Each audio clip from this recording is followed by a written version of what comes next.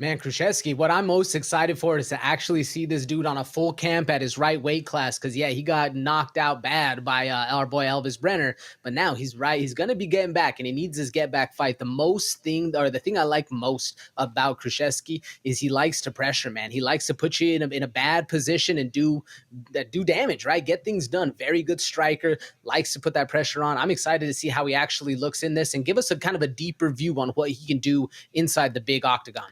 He's a big guy. He reminds me a lot of Amanda Lemos, and I know it's a weird comparison, but the rooted stance, he's firmly planted. He's got that Muay Thai going, and then he'll just kind of.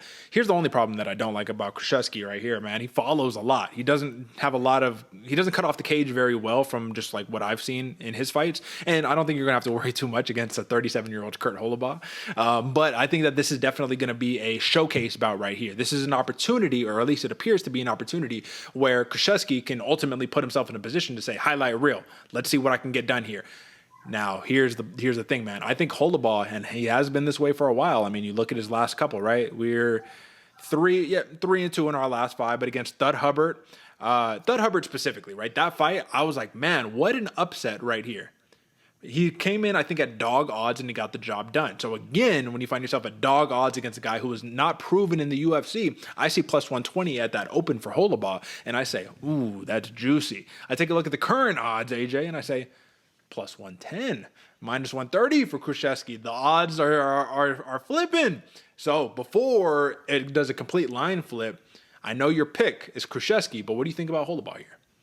I mean, it's rough because I like Holobaugh, right? I was with you in that Trey Ogden pick. I think it was a good call, but it's hard to bet on somebody, like we said, that's above 35 in any of these fights going forward, especially when you leave and you come back. There needs to be a moment for Holobaugh that kind of gets me back on his side of realizing that he's solidified, right? That he's back in the game, right? And I'm not saying we're going to see a run to the top for Holobaugh going forward, but moments of where I don't know how to describe it, Derek, but where he looks, not passion, but he has that flow state, right? Like he's back in the game again. We see a Kurt Holobaugh who was kicking ass, right? Back, what was it, 20, oh, this is 20 long ago, 2017. I was thinking it was more like 2020. That's how long this dude's been fighting. But still, if Kurt Holobaugh is able to control the cage, get back to lumping people up, he looks good.